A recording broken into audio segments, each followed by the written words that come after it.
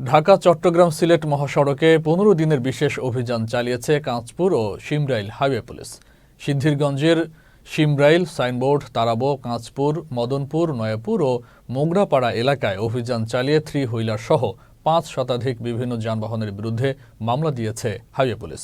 মহাসড়কের দুপাশে থাকা কয়েকশত অবৈধ স্থাপনা উচ্ছেদ করা হয়েছে।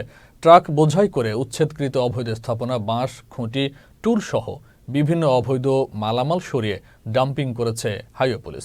গত ১৪ জানুয়ারি থেকে ২৮ জানুয়ারি পর্যন্ত ১৫ দিন ব্যাপী চলে অভিযান।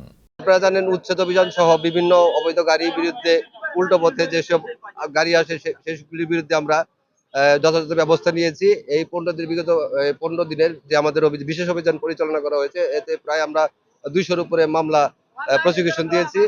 এছাড়াও বিভিন্ন স্থানে মোগরাপাড়া, কাশপুর, মদনপুর, নয়াপুর সহ বিভিন্ন জায়গায় আমরা উচ্ছেদ অভিযান পরিচালনা করেছি। ১৫ দিনের অভিযানে ৩০০-র মতো আমরা মামলা দিতে সক্ষম হয়েছি। পাশাপাশি সাইনবোর্ড থেকে চিটাং রোড, তারাবো সকল জায়গায় আমরা অবৈধ স্থাপনা উচ্ছেদ করতে সক্ষম হয়েছি। আমাদের এই চলমান এই প্রক্রিয়া অব্যাহত থাকবে।